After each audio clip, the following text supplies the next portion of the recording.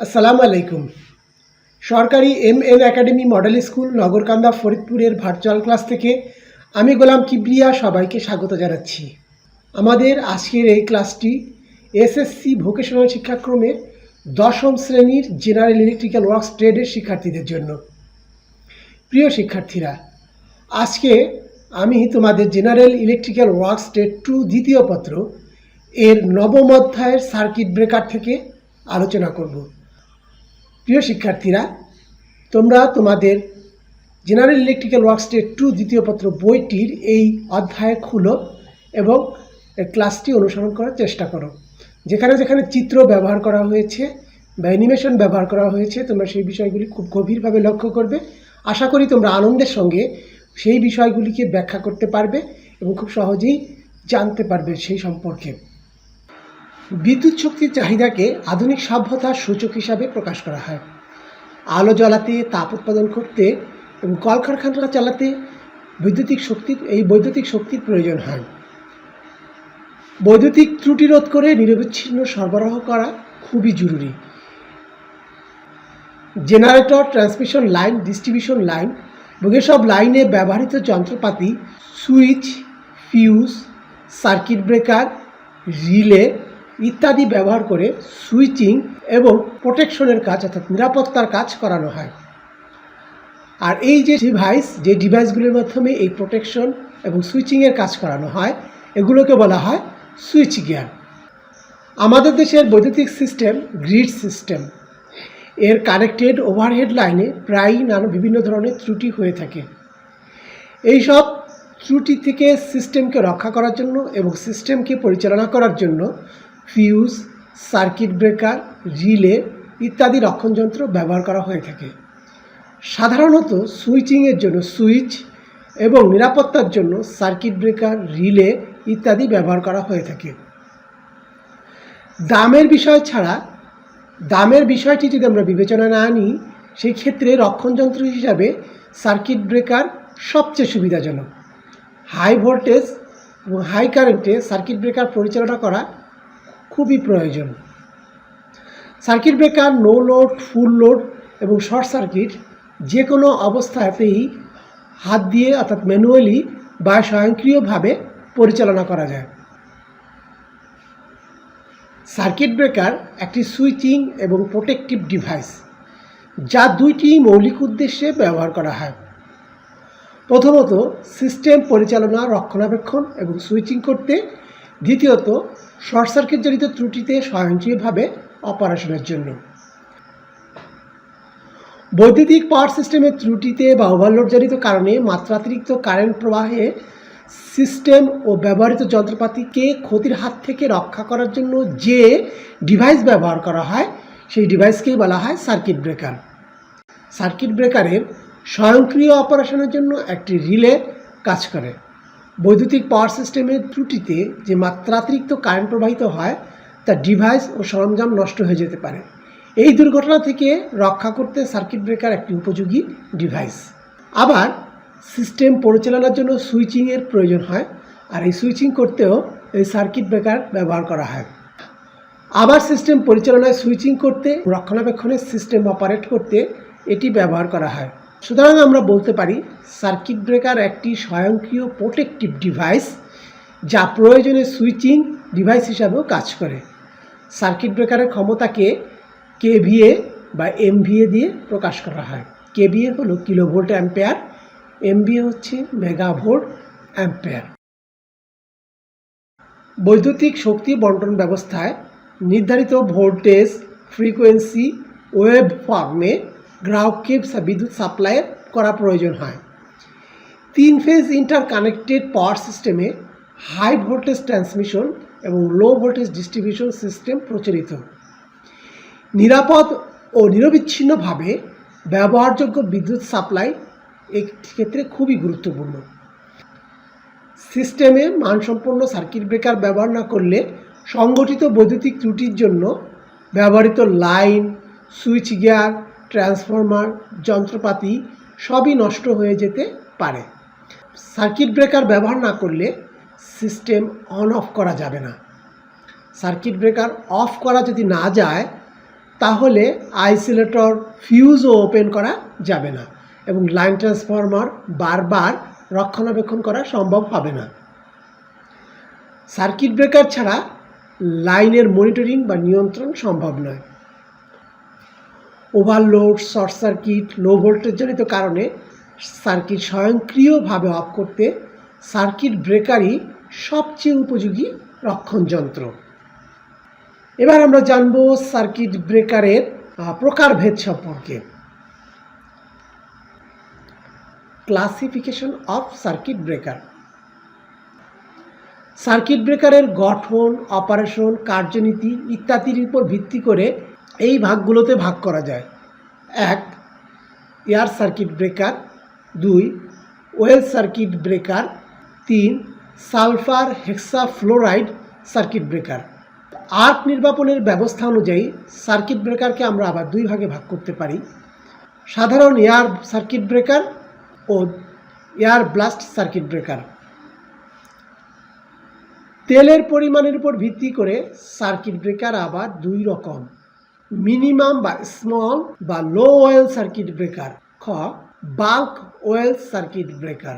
কার্যনীতির উপর ভিত্তি করে বাল্ক ওয়েল সার্কিট ব্রেকারকে আবার আমরা দুই ভাগে ভাগ করতে পারি: 1. Plain break bulk oil circuit breaker. 2. Arc নিয়ন্ত্রিত bulk oil circuit breaker. Circuit ব্রেকারের মূলনীতি। প্রিয় শিক্ষার্থীরা, তোমরা ইতোমধ্যে জেনেছ বিদ্যুৎ সিস্টেমের সুষ্ঠুভাবে পরিচালনা ও রক্ষণাবেক্ষণের জন্য সার্কিট অফ অন করার কাজে সার্কিট ব্রেকার ব্যবহার করা হয়। সাধারণভাবে সিস্টেমের ত্রুটির কারণে খুব বেশি কারেন্ট প্রবাহিত হলে সার্কিট ব্রেকার স্বয়ংক্রিয়ভাবে অর্থাৎ অটোমেটিক্যালি ত্রুটিপূর্ণ অংশকে সাপ্লাই থেকে বিচ্ছিন্ন করে দেয়। স্বয়ংক্রিয়ভাবে সার্কিট ও সার্কিট ব্রেকারের অপারেশনের জন্য এর সাথে সিটির মাধ্যমে রিলে এবং ট্রিপিং সার্কিট সংযুক্ত থাকে। আমরা এবার একটি চিত্র ব্যবহার করেছি, অ্যানিমেটেড চিত্র ব্যবহার করেছি। এটি থেকে তোমরা খুব সহজেই এর কার্যনীতি ব্যাখ্যা করতে পারবে। স্বাভাবিক অবস্থায় মেইন লাইন থেকে সার্কিট ব্রেকারের ভিতর দিয়ে এভাবে কারেন্ট প্রবাহিত হতে থাকে। স্বাভাবিক কারেন্টে সিটি কোনো প্রতিক্রিয়া দেখায় না। সার্কিটে যখন কোনো ত্রুটি সংঘটিত হয় তখন সার্কিটে মাত্রাতিরিক্ত কারেন্ট প্রবাহিত হয়, যা সিটির সেকেন্ডারি কয়েলের ভিতর দিয়েও আনুপাতিক হারে প্রবাহিত হয়ে রিলে কয়েলকে উত্তেজিত করে দেয়। রিলে কয়েল সক্রিয় হয়ে ট্রিপ সার্কিটকে এইভাবে ক্লোজ করে দেয় এবং ট্রিপ সার্কিটটিও সক্রিয় হয়ে ওঠে। এ অবস্থায় ট্রিপ সার্কিটের ইন্টারনাল সোর্স থেকে বিদ্যুৎ ট্রিপ কয়েলের মধ্য দিয়ে প্রবাহিত হলে ট্রিপ কয়েলও সক্রিয় হয়ে ওঠে এবং সার্কিট ব্রেকারকে খুলে দেয়। ফলে সার্কিটের ত্রুটিপূর্ণ অংশ মেইন লাইন থেকে বিচ্ছিন্ন হয়ে যায়। এভাবেই স্বয়ংক্রিয় পদ্ধতিতে সার্কিট ব্রেকারের কাজ সংঘটিত হয়। সিস্টেমের প্রায় 80% ত্রুটি আপনা আপনি দূর হয়ে যায়। এজন্য অল্প সময় পরই সার্কিট ব্রেকারকে আবার অন করে দিলে প্রায় ক্ষেত্রেই সিস্টেম চলতে থাকে। তবে মারাত্মক ত্রুটি হলে সেক্ষেত্রে সিস্টেমটি আবার বন্ধ হয়ে যাবে। তখন পুরো সার্কিটকে আবার চেক করে ত্রুটিমুক্ত করে পুনরায় সার্কিটকে সচল করতে হবে। বৈদ্যুতিক পাওয়ার সিস্টেমের ত্রুটিজনিত কারণে বা ওভারলোডজনিত কারণে মাত্রাতিরিক্ত কারেন্ট প্রবাহ শুরু হলে রিলের মাধ্যমে সার্কিটের কন্ট্যাক্টগুলো অর্থাৎ মুভিং কন্ট্যাক্টগুলো যখন খুলতে থাকে তখন দুই কন্ট্যাক্টের সংযোগস্থলে স্পার্কিং বা অগ্নিস্ফুলঙ্গ দেখা যায়। এই স্পার্ক বা অগ্নিস্ফুলঙ্গকেই আর্ক বলা হয়। সার্কিট ব্রেকারের অপারেশনে সৃষ্ট আর্ক মারাত্মক ক্ষতিকর। এই আর্ক দীর্ঘস্থায়ী হলে অতিরিক্ত কারেন্ট প্রবাহিত হয়ে সার্কিট ব্রেকারকে ক্ষতিগ্রস্ত করে। ভালো সার্কিট ব্রেকারে এই আর্ক দ্রুত নির্বাপনের ব্যবস্থা থাকে, যা ব্রেকারের একটি ভালো গুণ। বাতাসের চাপ সার্কিট ব্রেকারের তেলের চাপ প্রয়োগ করে এই আর্ক দূর করা যায়। কেন এই আর্ক উৎপন্ন হয়? বৈদ্যুতিক পাওয়ার সিস্টেমের ত্রুটিজনিত কারণে বা ওভারলোডজনিত কারণে মাত্রাতিরিক্ত কারেন্ট প্রবাহ শুরু হলে রিলের মাধ্যমে সার্কিট ব্রেকারের মুভিং কন্ট্যাক্টগুলো খুলতে থাকে। ঠিক তখনই দুই কন্ট্যাক্টের মাঝে এয়ার গ্যাপ সৃষ্টি হয়।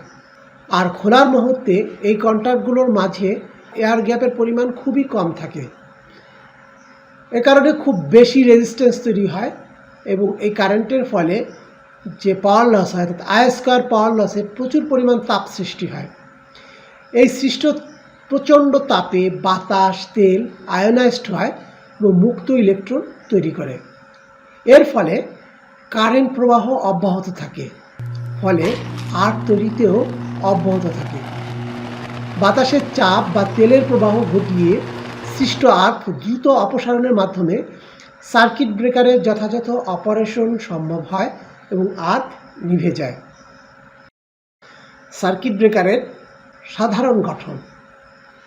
সার্কিট ব্রেকারের মূল যে অংশগুলো থাকে সেগুলো হলো স্থির বা ফিক্সড কন্ট্যাক্ট, মুভিং বা চলমান কন্ট্যাক্ট, অপারেটিং রড বা liver, bushing, vent pipe, spring, হাতল বা নব, ট্যাঙ্ক বা ধারক, ঢাকনা ইত্যাদি। ব্রেকার স্বয়ংক্রিয় অপারেশনের জন্য দুটি লিভার থাকে, একটি বৈদ্যুতিক চুম্বক ও দুটি স্প্রিং থাকে। কন্ট্যাক্ট লিভারের সাথে একটি স্প্রিং আটকানো থাকে যা হোল্ডিং লিভারকে বিদ্যুৎ চুম্বকের বিপরীত দিকে টেনে রাখে। বৈদ্যুতিক চুম্বক কয়েল লাইনের সাথে সরাসরি সিরিজে সংযুক্ত থাকে অথবা কারেন্ট ট্রান্সফরমারের সাথে সংযুক্ত থাকে। সম্পূর্ণ অংশগুলো একটি ইস্পাত নির্মিত বাক্সের মধ্যে আটকানো হয়, যাকে ঢাকনা বলে। কন্ট্যাক্ট লিভারে চাপ দিয়ে ব্রেকার বন্ধ করার জন্য একটি প্লাস্টিকের হ্যান্ডেল থাকে। এতে চাপ দিলে ট্রিপিং সার্কিট দিয়ে কারেন্ট প্রবাহিত হওয়া শুরু করে এবং ব্রেকার ট্রিপ করে। অপারেশনের সময় আর্কজনিত তাপে যে গ্যাস সৃষ্টি হয় তা ট্যাঙ্ক থেকে বের হওয়ার জন্য ট্যাঙ্কের ধারকের উপরিভাগে ভেন্ট পাইপ লাগানো থাকে। চলো আমরা এই চিত্রের মাধ্যমে জেনে নিই কীভাবে সার্কিট ব্রেকার কাজ করে। সাধারণ সার্কিট ব্রেকার কীভাবে স্বয়ংক্রিয়ভাবে কাজ করে তা বুঝতে তোমরা এই চিত্রটি লক্ষ্য করো। চিত্রে একটি ম্যাগনেটিক কয়েল রয়েছে, দুটি লিভার রয়েছে, একটি হোল্ডিং লিভার, অন্যটি কন্ট্যাক্ট লিভার। হোল্ডিং লিভারটি একটি স্প্রিং দিয়ে আটকানো আছে যা ম্যাগনেটিক কয়েলের বিপরীতে কাজ করে। কন্ট্যাক্ট লিভারের সঙ্গে একটি স্প্রিং রয়েছে। স্বাভাবিক অবস্থায় হোল্ডিং লিভারের সাথে কন্ট্যাক্ট লিভার এভাবে আটকে থাকে। এ অবস্থায় সার্কিট ক্লোজ থাকে, সার্কিটের ভিতর দিয়ে বিদ্যুৎ এভাবে প্রবাহিত হতে পারে। সার্কিটে যখন কোনো ফল্ট সংঘটিত হয় তখন এতে মাত্রাতিরিক্ত কারেন্ট প্রবাহিত হয়। এই কারেন্ট যখন এই ম্যাগনেটিক কয়েলের ভিতর দিয়ে প্রবাহিত হয় তখন এর মধ্যে একটি চুম্বক শক্তির সৃষ্টি হয়। যেই চুম্বক শক্তি হোল্ডিং লিভারকে আটকে রাখা স্প্রিংয়ের শক্তির থেকে বেশি হয়, ফলে হোল্ডিং লিভারটি চুম্বক শক্তির আকর্ষণে নিচে নেমে আসে। এ অবস্থায় কন্ট্যাক্ট লিভারটি মুক্ত হয়ে সরে যায় এবং সার্কিট খুলে যায়। আমাদের ব্যবহৃত দুটি অ্যানিমেশন চিত্র একসঙ্গে লক্ষ্য করো এবং বিষয়টি অনুধাবন করার চেষ্টা করো।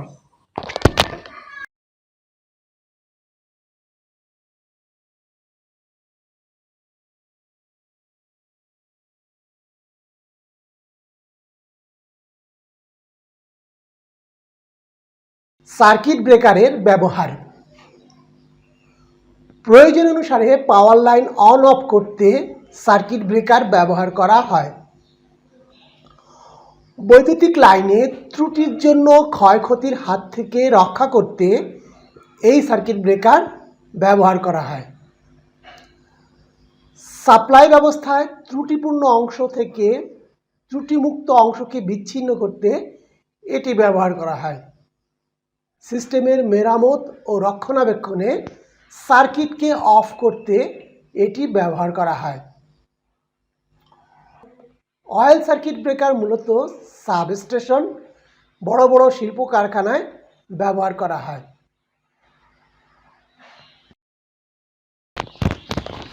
প্রিয় শিক্ষার্থীরা, আজ এ পর্যন্তই। তোমরা সবাই ভালো থাকো, সুস্থ থাকো। আল্লাহ হাফেজ।